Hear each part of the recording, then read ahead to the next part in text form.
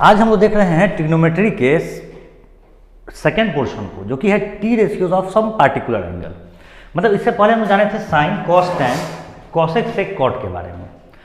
इस वीडियो में हम लोग जानेंगे साइन के 0 का वैल्यू, साइन के 30 का वैल्यू, साइन के 45 का वैल्यू, कॉस साइन के 60 का वैल्यू और साइन के 90 का वैल्यू। उसी तरह से हम लोग जानेंगे कॉस के भी 0, 30, 45, 60, 90, टैन के भी 0, 30, 45, 60 और 90। फिर सिमिलरली सेक, कॉसेक, सेक और कॉट पे आएंगे। तो सबसे पहले हम क्या करते हैं, इसके लिए हम लोग एक चार्ट तैयार करते हैं। ठीक है, तो चार्ट हम लोग इस प्रकार तैयार कर लेते हैं।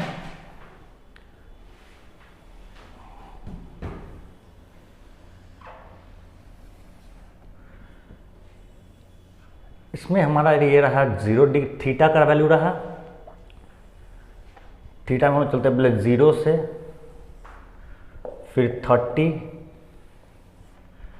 फिर 45 डिग्री, फिर 60 डिग्री और लास्ट में 90 डिग्री पे।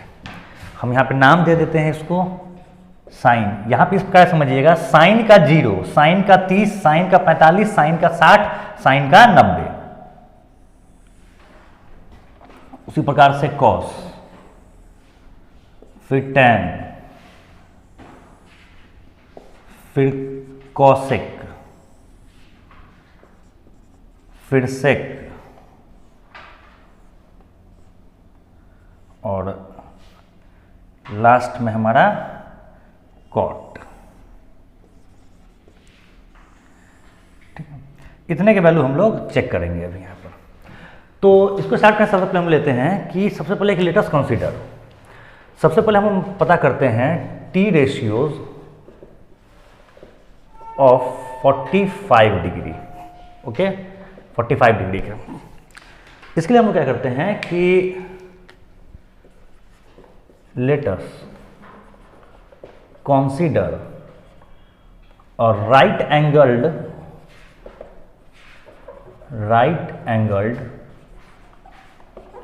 Isosceles triangle. सबसे पहले हम राइट ट्राइंगल कंसीडर करते हैं, ट्राइंगल ABC, एंगल बी जिसमें 90 डिग्री होगा। तो हम लोग ले लिए ट्राइंगल कंसीडर किए जिसमें कि ABC 90 degree, AB is equal to BC is equal to A units. ये A हो गया, ये A हो गया, और आइसोसेलेस है तो ये 45 डिग्री होगा। Angle A is equal to angle C is equal to 45 degree, और एंगल A को हम लोग थीटा लेके चल रहे हैं। मतलब कि हमारा जो कैलकुलेशन होगा वो एंगल A पर ही होगा। तो अब आ जाते हैं कि यूजिंग पाइथागोरस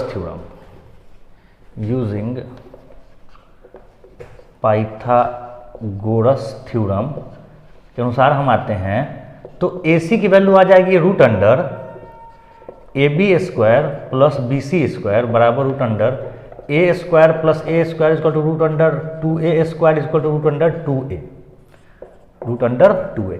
AC की वैल्यू हमारे पास आ गई। अब चेक करते हैं हम लोग कि साइन 45 डिग्री, साइन 45 डिग्री की अगर बात करें हम लोग तो हमारे पास आ जाता है P/H। परपेंडिकुलर हमेशा गिवन एंगल के सामने वाले को मानते हैं हम लोग। तो P/H का मतलब हो जाता है AB/AC is equal to A/√2A is equal to 1/√2। उसी प्रकार से cos 45 का निकाले अगर तो हमारे पास आ जाता है बेस बाई हाइपोटेनस BC/AC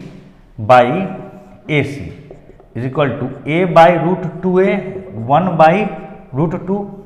अगर tan की बात करें 45 की तो यह perpendicular by base AB/BC is equal to A/A is equal to 1।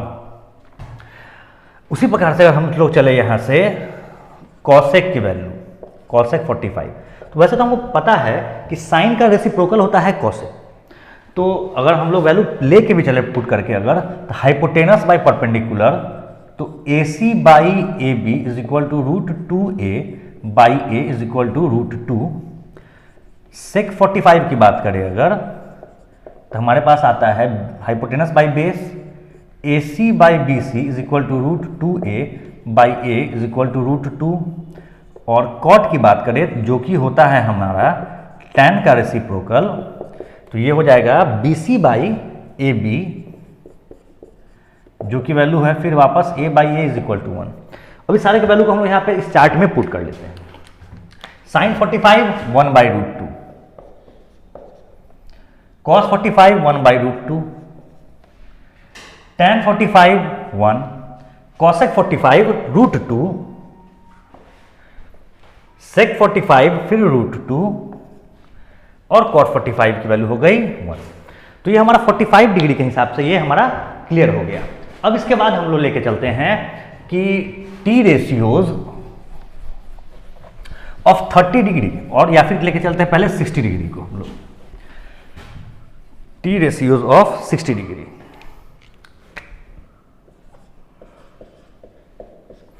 इसके लिए हम क्या करेंगे कि सबसे पहले एक ट्रायंगल कंसीडर करेंगे जो कि एक इक्विलेटरल ट्रायंगल होगा। Late us consider N equilateral triangle ABC। सबसे पहले हम लोग क्या किए कि एक इक्विलैटरल ट्रायंगल बनाए हम, ABC हर एक साइड की value 2a 2a 2a, AB is equal to BC is equal to AC is equal to twice of a. अब हम क्या करेंगे कि एक परपेंडिकुलर लाइन हम लोग इससे ड्रॉ कर देते हैं इसके ऊपर में, जिसको कि हम लोग सपोज करिए नाम दे दिए हैं D, AD perpendicular to BC। अब हमें पता है एक बात बाबू कि एक इक्विलेटरल ट्रायंगल का जो परपेंडिकुलर होता है वो उसका एंगल बाइसेक्टर भी होता है और साथ ही साथ उसका मीडियन भी होता है। तो उसके हिसाब से ये हमारा मीडियन अगर आ गया तो BD is equal to BC by 2, मतलब कि 2a का आधा जो कि वैल्यू हो गई a, ये a हो गया। हमें पता है कि एक इक्विलेटरल ट्रायंगल में हर एक एंगल होता है 60 डिग्री का। अब इस ट्रायंगल में कंसीडर करें तो ये 60 डिग्री, ये 90 डिग्री, तो इसकी वैल्यू आ गई 30 डिग्री। अब हम लोग चलते हैं बुआ कि इन ट्रायंगल ADB पाइथागोरस थ्योरम का इस्तेमाल करके हम पता करते हैं AD की वैल्यू। तो AD की वैल्यू हो जाएगी √AB square minus BD square, जो कि हो गई √2a का whole square minus a square, जो कि √4a square minus a square equal to √3a, मतलब AD की वैल्यू आ गई √3a। अब यहाँ पर केस पहला में जब हम लोग 60 डिग्री कैलकुलेट कर रहे हैं, मतलब कि जो गिवन एंगल है, जिस एंगल पे हम लोग को डिस्क्राइब करना है वैल्यू को, वो 60 डिग्री है।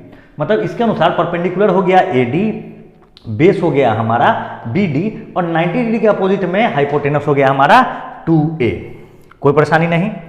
तो अब आ जाते हैं in triangle ADB hypotenuse is equal to AB is equal to 2a। Perpendicular हमेशा गिवन एंगल के सामने लिया जाता है, तो perpendicular is equal to AD is equal to √3a, और बेस जो भी एडजेसेंट होता है या फिर जो कि साथ में लिया जाता है सो थीटा के साथ हाइपोटेनस के अलावा, तो ये हो गया BD is equal to a। अब हम एक एक करके ना 60 का रेशियो निकालते चलते हैं। तो अगर हम लोग बात करें sin 60 की, तो sin 60 इज इक्वल टू हो जाएगा P बाई एच, मतलब कि हमारे पास हो गया AD by AB √3a by 2a, cancel out √3 by 2। अगर cos 60 की बात करें तो ये हो जाएगा base by hypotenuse BD by AB is equal to a by 2a 1 by 2। और अगर tan 60 की बात करें तो ये हमारे पास tan 60 आ जाता है P बाई B, तो ये हो गया AD by BD is equal to √3a by a is equal to √3। अगर हम लोग बात करें अब cosec 60 की, तो cosec 60 जो होता है वो साइन का रेसिप्रोकल, तो हम लोग डायरेक्ट यहाँ से लिख सकते हैं 2 बाई √3, या फिर आप ADB ट्रायंगल में पुट करके रेशियो निकाल सकते हैं। sec 60 की बात करें cos का reciprocal 2 by 1 is equal to 2। अगर हम लोग cot की बात करें तो cot 60 की वैल्यू होती है इसका रेसिप्रोकल, मतलब √3/1 था यहाँ पे, तो उसका मतलब है 1/√3। अब इन सारे वैल्यू को हम लोग यहाँ पुट करके देखते हैं। sin 60 √3/2, sin 60 की वैल्यू हो गई √3/2, cos 60 की वैल्यू 1/2, tan 60 की वैल्यू √3, cosec 60 की वैल्यू 2/√3, sec 60 की वैल्यू 2 और cot 60 की वैल्यू हो गई 1/√3। यहां तक किसी कोई परेशानी नहीं। तो हमारे पास 45 और 60 क्लियर हो गए। अब हम लोग को चेक करना है हुआ कि जब हम लोग कैलकुलेट करते हैं 30 डिग्री के लिए, तो 30 डिग्री जब कैलकुलेशन करना होगा सब कुछ हमारा सेम रहेगा, कहीं से भी कोई कैलकुलेशन में कोई दिक्कत नहीं होगी, ए डी बी तक हम लोग सेम रहेंगे। बट जब हमको 30 डिग्री का कैलकुलेशन करना होगा तो हमारा जो एंगल हुआ वो चेंज हो जाएगा। मतलब कि जो कैलकुलेशन अभी हम लोग 60 डिग्री पे कर रहे थे वो गिवन एंगल चला जाएगा हमारा 30 डिग्री पे। तो 30 डिग्री पे जाने का मतलब हो गया हमारे लिए कि अब 30 डिग्री के सामने परपेंडिकुलर, तो परपेंडिकुलर हो गया हमारा बी डी जो कि है ए के बराबर, बेस हो गया हमारा इसके साथ जो एसोसिएटेड है सो ए डी जो कि है √3a के बराबर, और हाइपोटेनस ऑलवेज 90 डिग्री के सामने में, तो A B is equal to 2a। कोई परेशानी हमें नहीं है। अब हम लोग कैलकुलेशन करते हैं। साइन 30 की वैल्यू, साइन 30 की वैल्यू क्या हो गया, परपेंडिकुलर बाई हाइपोटेनस, तो ये हो गया B D by hypotenuse A B is equal to a/2a is equal to 1/2। इसी प्रकार से अगर cos की बात करें हम लोग 60 डिग्री की, तो cos 60 की वैल्यू हमारे पास आ जाए, सॉरी cos 30 की बात करें हम लोग, cos 30 की जो वैल्यू आ जाएगी वो बेस बाई हाइपोटेनस, मतलब AD/AB जिसकी वैल्यू आ गई √3a/2a इज इक्वल टू √3/2। और tan की बात करें अगर, tan 30 डिग्री की बात, तो ये परपेंडिकुलर बाई हाइपोटेनस, परपेंडिकुलर हमारे लिए 30 केस में BD है, perpendicular by base, sorry tan की वैल्यू परपेंडिकुलर बाई बेस, तो BD बाई बेस हो गया हमारा AD जो की वैल्यू है a/√3a जो कि हो गया 1/√3।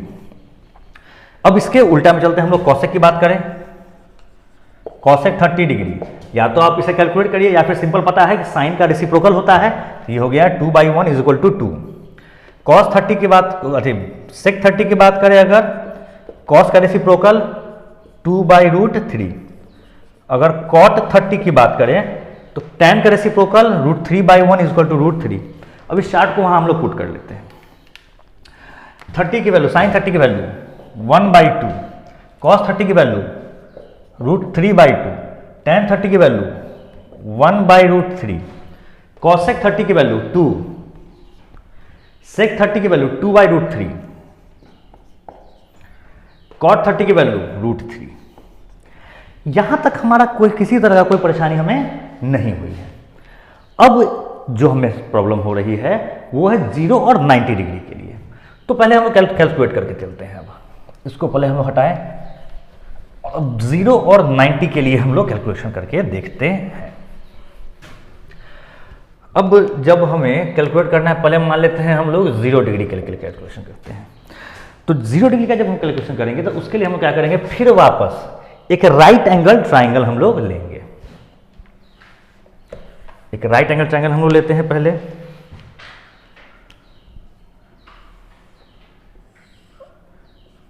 ABC, let us consider a right angled triangle,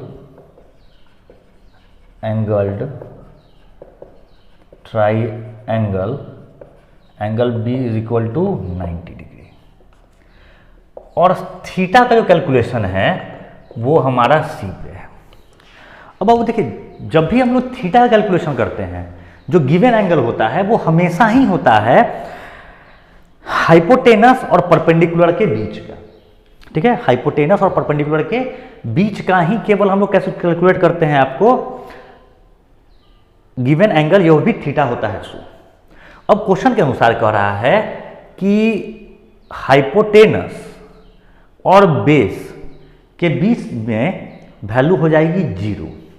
मतलब कि हमारा ट्रायंगल कुछ इस प्रकार से कंसीडर हो रहा है। अब पहले जो ये AB था, ACB था परपेंडिकुलर के साथ, वो अब कुछ इस तरह से हो रहा है। जैसे मान लीजिए अगर यहाँ पर गिवन एंगल है 60 डिग्री सपोज करते हैं, ठीक है, तो धीरे धीरे ये वैल्यू कमती चली जाएगी। ये मान लीजिए 45 डिग्री, फिर आने पर 30 डिग्री, फिर धीरे धीरे करके ये मान लीजिए 1 डिग्री आएगा। और एक ऐसा समय आएगा जब हमारा ये पूरा का पूरा ये AC जो है ये पूरा का पूरा कंप्लीट आ जाएगा आपको BC के लेवल का, जिसमें कि BC बराबर हो जाएगा AC के, मतलब कि बेस बराबर हो जाएगा हाइपोटेनस के। फिर से हम लोग करके देखते हैं एक बार। जब 0 डिग्री है तो सपोज करते हैं हम लोग कि जब ट्रायंगल है ACB में यहाँ पर एंगल है 60 डिग्री, अगले स्टेप में ये एंगल घट के आ जा रही है 40 डिग्री सपोज करिए, अगले में और घट के ये आ जा रही है 30 डिग्री। एक ऐसा समय आएगा जब ये 20 डिग्री भी होगी, और एक ऐसा समय आएगा जब इसकी वैल्यू 20 डिग्री से भी कम होगी। मान लीजिए कि 2 डिग्री होती है। एक ऐसा वक्त आएगा जब ये जब ये ACB एंगल ACB ये हो जाएगा 1 डिग्री पे, और उससे भी कम करेंगे अगर, तो एंगल हमारा ये आएगा AC और B वापस यहीं पे है, मतलब इनके बीच में एंगल हो गया हमारा 0 डिग्री। जब कभी भी ऐसा होगा, ठीक है, जब कभी भी ऐसा होगा, if theta is equal to 0 degree, उस केस में बेस और हाइपोटेनस बराबर हो जाएंगे, जिसका कि वैल्यू हम लेके चलते हैं 1 यूनिटी के लिए। और क्योंकि अब परपेंडिकुलर धीरे धीरे कमता जा रहा है, जैसे कि सपोज करिए जैसे जैसे ये और डाउनफॉल पे आएगा तो परपेंडिकुलर तो कमता चला जाएगा। अब ट्रायंगल कुछ इस प्रकार से होगा, फिर अगले में ट्रायंगल कुछ इस प्रकार से होगा, फिर एक ऐसा समय आएगा कि ट्रायंगल कुछ इस प्रकार से हो जाएगा। और जब ये दोनों कोलैप्स कर जाएंगे, एक ही पॉइंट पे लाई करेंगे, उस केस में हमारा परपेंडिकुलर हो जाएगा 0। ओके, धीरे धीरे जैसे जैसे आएगा वैसे वैसे परपेंडिकुलर 0 की तरफ टेंड करता चला जाएगा। तो जब थीटा हमारा 0 हो जाएगा तो बेस और हाइपोटेनस यूनिटी के बराबर 1 हो जाएंगे और परपेंडिकुलर हो जाएगा हमारा 0। तो उस केस में हम वापस ध्यान में रखिएगा इस चीज को, if theta is equal to 0 then if theta becomes 0 then base becomes equal to hypotenuse, जिसको यूनिटी 1 मानते हैं, एंड परपेंडिकुलर बिकम्स 0। जैसे जैसे करते हैं वो धीरे धीरे उसकी वैल्यू कम होती चली जाती है। तो इस केस में हम लोग लेके चलेंगे तो साइन 0 की वैल्यू, और हम पता करें साइन 0 की वैल्यू जो कि होता है P/H। अब परपेंडिकुलर तो 0 है और हाइपोटेनस और बेस सेम है जो कि 1 के बराबर है, तो ये हो गया 0। अगर cos 0 डिग्री की बात करें तो बेस बाय हाइपोटेनस दोनों की वैल्यू सेम है, तो 1/1 इज इक्वल टू 1। अगर tan 0 की बात करें और हम लोग, तो tan 0 में हमारे पास आ जा रहा है बुआ P/B, और परपेंडिकुलर क्योंकि 0 हो चुका है तो 0 बाई बेस का वैल्यू 1, तो ये भी हमारा हो गया 0। अब बात करें हम लोग कि कॉसेक की, कॉसेक 0 का वैल्यू होता है H/P, हाइपोटेनस बाई परपेंडिकुलर। अब देखिए क्योंकि हाइपोटेनस हमारा 1 है और परपेंडिकुलर 0 है, तो अगर कोई क्वांटिटी 0 से डिवाइड हो रही है तो उसकी कोई भी सर्टेन वैल्यू नहीं होती है, उसको हम लोग लिखते हैं नॉट डिफाइंड। ऐसा कोई वैल्यू डिफाइंड नहीं है। ओके, ये वैल्यू होगा हमारा नॉट डिफाइंड। अगर सेक थीटा की बात करें, इसका वैल्यू होता है H/B, जो कि होता है 1/1, क्योंकि H और B सेम क्वांटिटी है तो इसकी वैल्यू हो गई 1। और अगर हम लोग cot 0 की बात करें, ठीक है, cot 0 की बात करें अगर, तो ये होता है हमारा B/P, क्योंकि बेस हमारा वैल्यू 1 है और परपेंडिकुलर की वैल्यू 0 है, फिर सेम क्राइटेरिया के अनुसार अगर कोई क्वांटिटी 0 से डिवाइडेड है तो इसका मतलब है कि वो क्वांटिटी डिफाइंड नहीं है, तो आप इसको लिख सकते हैं, तो वो यहाँ पे हो गया नॉट डिफाइंड हमारा, ठीक है। तो अब कॉट 0 0 हो गया क्योंकि डिवाइडेड बाय 0 है, इसका मतलब है कि इसकी वैल्यू डिफाइंड नहीं है। अब ये चार्ट हम लोग यहाँ पर पुट करके चेक कर लिए, साइन 0 0, कॉस 0 1, tan 0 0, कॉसेक 0 1/0 मतलब नॉट डिफाइंड, सेक 0 की वैल्यू 1 और कॉट 0 की वैल्यू नॉट डिफाइंड, यहाँ पे हम लोग पुट कर दिए। तो हमारा क्लियर हो गया अब 0, 30, 45 और 60। अब जो हमारा बच गया है बाबू वो हो गया हमारा केवल और केवल 90 डिग्री। फिर अब हम लोग इसको हटाते हैं यहां से, तो 0 का हो गया था हमारा पता t रेशियोज ऑफ 90 डिग्री। तो हमारा सारा प्रोसेस बाबू वही सेम रहेगा, मतलब कि हम लोग कंसीडर करेंगे एक राइट एंगल ट्राइंगल, ओके, इसमें हम लोग ए बी सी लेके चलते हैं। Let us consider triangle A B C, angle B is equal to 90 degree और एंगल ए बराबर हमारा थीटा है, मतलब थीटा जो कैलकुलेशन है वो ए है। अब क्वेश्चन ये कह रहा है इसमें कि 90 डिग्री का है, मतलब कि जो बना है एंगल हमारा, जो थीटा कैलकुलेशन है between the hypotenuse and base, वो हो जा रहा है 90 डिग्री, ठीक है। अब 90 डिग्री का होने का मतलब है वो क्या चीज, इस केस में हम लोग कंसीडर करें तो ये धीरे धीरे धीरे धीरे 90 की तरफ बढ़ रहा होगा, मतलब कि पहले ये था कुछ एंगल, ठीक है, ये थीटा था, सपोज करिए कि ये था 45 डिग्री। अगले स्टेप में हम लोग लेके चले तो ये बेस कम हो जाएगा क्योंकि ये एंगल बढ़ के हो गया है 60 डिग्री। इसके नेक्स्ट स्टेप में चले तो ये बेस और छोटा हो जाएगा क्योंकि इसको हम ले लिए 75 डिग्री। अगले स्टेप में हम लेके चलते हैं, बेस और कम हो जाएगा क्योंकि अगर इसको ले लिए हम लोग 80 डिग्री, और अगले स्टेप में बेस खत्म हो जाएगा क्योंकि ये हमारा हो गया 90 डिग्री। अब परपेंडिकुलर और हाइपोटेनस मर्ज कर गए हैं साथ में, मतलब फिर से हम लोग लेके चलते हैं, बार समझिए इस बात को। अगर हम यहां से ले लिए इसको, ये 45 डिग्री का एंगल था, तो जैसे जैसे 90 के करीब आएगा वैसे वैसे एंगल बड़ा होगा। अगले स्टेप में क्या किए, इस एंगल को हम लोग ले लिए 60 डिग्री। 60 डिग्री हुआ तो बेस जो होगा वो धीरे धीरे कम होता चला जाएगा। मान लीजिए बेस 6 था तो इस केस में बेस 4 हो गया। अगले स्टेप में ये एंगल और बड़ा हो गया, 75 डिग्री अगर हुआ हमारा एंगल, तो इसका मतलब है अगर ये एंगल 75 कंसीडर हो गया हमारे पास 75 डिग्री, तो मतलब बेस हो गया और मान लीजिए 3। फिर अगर ये एंगल हम और बड़ा करते हैं, अगर इस एंगल को 85 डिग्री हम लोग ले लिए तो ये बेस हो गया 1 हमारा।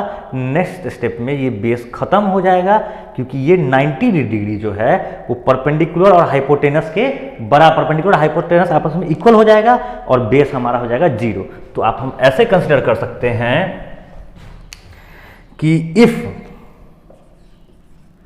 Theta is equal to 90 degree और थीटा 90 डिग्री है, then perpendicular becomes equal to hypotenuse, that's की वैल्यू 1, जिसकी वैल्यू 1 यूनिटी ले लेते हैं, और बेस की वैल्यू हो जाएगी 0।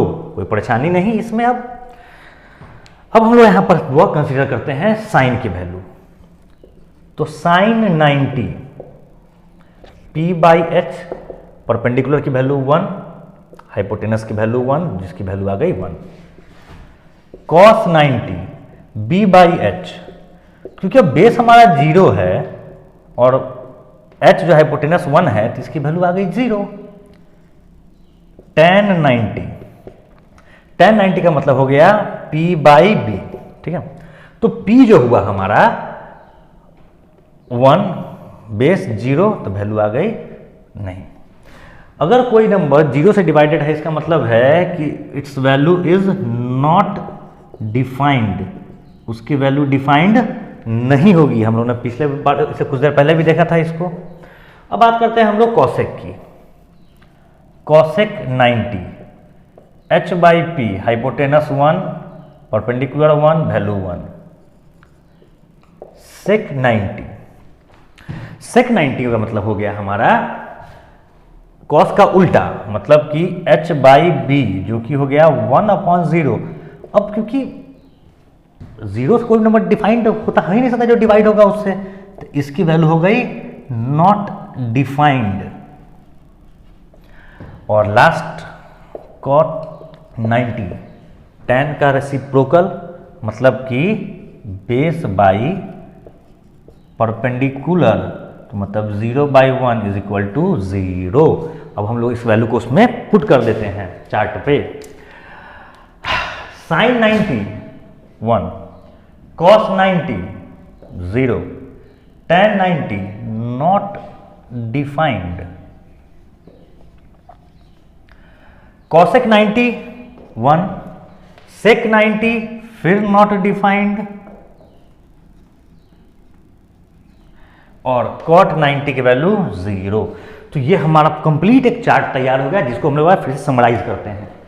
Sign 0 0, sine 30 1/2, sine 45 1/√2, sine 60 √3/2, sine 90 1, cos 0 1, cos 30 √3/2, cos 45 1/√2, cos 60 1/2, cos 90 0, tan 0 0, tan 30 1/√3, tan 45 1, tan 60 √3, tan 90 not defined, cosec 0 not defined, cosec 30 2, cosec 45 √2, cosec 60 √2/√3, cosec 90 1, sec 0 1, sec 30 2/√3, sec 45 √2, sec 60 2, sec 90 not defined, cot 0 not defined, cot 30 √3, cot 45 1, cot 60 1/√3, cot 90 0। अब sine cos के relation देखिए, वो ऐसे interchange हो रहा है, जो sign 0 की वैल्यू है वही cos 90 की वैल्यू है, जो cos 30 की वैल्यू है वही cos 60 की वैल्यू है। 45 में दोनों सेम है, फिर cos 60 sorry sine 60 cos 30, sine 90 cos 0। तो ये वैल्यू इंटरचेंज कर रहा है आपस में। और बाकी आपको पता है साइन का रेसिप्रोकल cosec, cos का sec और tan का cot। अब नेक्स्ट वीडियो में हम लोग इससे रिलेटेड क्वेश्चंस कुछ डिस्कस करेंगे, ओके। और इसको समराइज करके रखा जाए इसको। बाबू जो भी बच्चे क्लासरूम प्रोग्राम से जुड़े हुए हैं वो हमें उसके भेज सकते हैं अपना इससे रिलेटेड कोई भी डाउट, और इसके बाद जो एक्सरसाइज आएगा उससे रिलेटेड क्वेश्चंस, ओके।